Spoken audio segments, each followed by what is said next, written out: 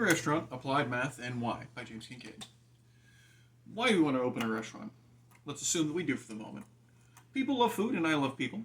Nana's secret recipe must be shared with the world, whether that's apple pie, pizza, or a curry. You want to share it. You've always loved to cook. Or perhaps you've seen too many episodes of The Bear or Triple D, and you've decided that life is definitely for you. Generally speaking, food is culture, food is history. It's a way of sharing your experiences with the world around you, and it's something you deeply want to do.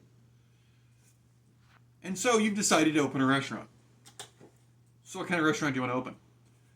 So you get two different major categories here. You've got your fast casual, your full service. Fast casual, looking at 6 to 9% net income. Full service, looking at 3 to 5% net. These numbers might be a little deceptive. That 9% net is off an $8 burger. That 5% net is off an $80 steak. Something to keep in mind when we're trying to figure this out. Each of them come with their own challenges and tribulations. Do we want a franchise? So that's a fun question there. Do we want a franchise? There's a lot to it. So let's start with the basics. A franchisor are the nice people who are selling us access to their business operation method. That's training materials, supplies, forms, paperwork, and a long list of regulations and requirements we have to follow. But they also have a successful business model. Franchisee, that's us. We're the people paying for it. So we're going to be investing somewhere between $25,000 to $100,000 in exchange for this code of conduct and operation materials, but we get access to training, advertising, marketing, all these wonderful things that should help us succeed. Can I sell my Nana's recipe? Not at all. All the Subways have the same menu for a reason. So you know what you get when you go into each of them. That means you can't go off script. Does that mean I'm guaranteed to succeed? I've sunk this money and I'm following these regulations. Do I have a good chance of succeeding with this? Maybe. They might help. They might hurt. It's really going to depend on what you're buying and where. So, what problems are we going to have while we're trying to get started? Money. Restaurants are really, really, really expensive. Even if you don't go the franchise route, a lot of stuff costs money up front. You need materials, supplies, locations, everything. Your location and your target market saturation matter a lot. If there's a lot of burger restaurants in the area and you want to open a burger restaurant, there might not be enough market share for you to participate. Staffing. You might be looking at hiring between 2 to 3 people for some small operation, or you might be looking at hiring 40 to 70 for a fine dining establishment. This can be exceptionally daunting, particularly if you lack management experience.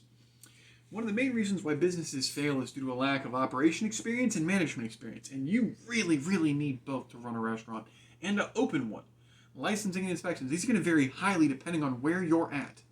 And you might need both of these things before you can even legally open the doors. Suppliers. Maybe your supplier is going to be Subway Corporate, or perhaps maybe it's Gordon Food Service. These are questions you need answered long before you think about unlocking the front doors.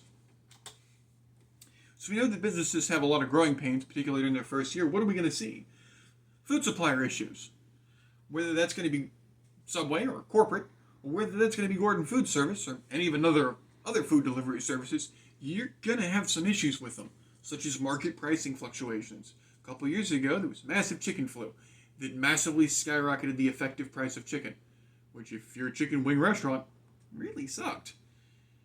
A lot of them closed down, and it wasn't through any fault of their own. It's just the way the market works. Repair issues.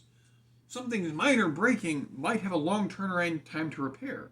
As we saw in our previous slide, that griddle from Wasserstrom that's on sale for $1,200 has a 7-week shipping time. Can you get it fixed? Can you get it replaced? Can you do better than 7 weeks? Because bills continue to accrue. Market saturations. You picked your location well. There are no competitors in the area, except for the fact that you were really successful your first year, and 2 other people went, "My Nana has a secret burger sauce recipe. I can do that too." And they had the same thought you did. And now there might not be enough market share for all 3 of you.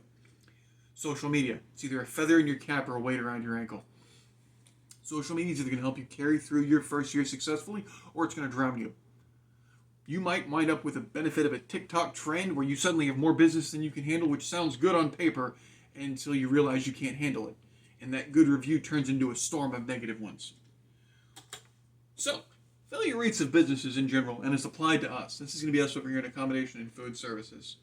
This is pulled directly from the U.S. Bureau of Labor Statistics. Now, right now between 2023 and 2024, we're looking at about a 20% failure rate. And that's rough. That is a heavy, heavy thing to keep in mind whenever you're talking about working 70 hours a week and spending all this money trying to get started.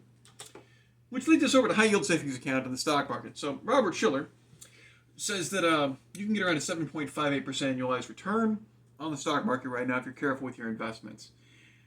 That's pretty solid as far as that's concerned. You can also, if you're a little more conservative, you can work with various banks that have high yield savings accounts. I'm looking at about 4%, a little bit higher than that. Now these are FDIC insured. You're going to get that money back, and probably with a good hefty bonus at the end of it. That's a lot more stable than, wait a second, we were looking at 3 to 5% or 6 to 9? 70 hours a week, you said, right? That's, do we want to open a restaurant? So, Chapter 5. Entrepreneurial spirit's a desire to create a new business. So I'm going to paraphrase here a bit, but we're going to need the independence to learn everything. We're not going to know what to start. We're going to need a desire to change our destiny, particularly relating to sharing Nana's secret recipe. We need a willingness to find and address all the challenges that are coming. No small amount of starting capital. And lastly, one heck of a business plan to address all the stuff we did not see coming. In conclusion, a lot of restaurant owners that open their own restaurant and are happy with the result, are happy to share their experiences and their culture and their history with their community. And they're happy with their choices. And a lot of other restaurant owners wish they never did and instead wish they'd opened a high yield savings account. It's going to depend on the person. And it's going to depend on whether you have that entrepreneurial spirit and the desire to stick it through and live through the growing pains and live the life that you want to there. Me personally, I'm opening a high yield savings account.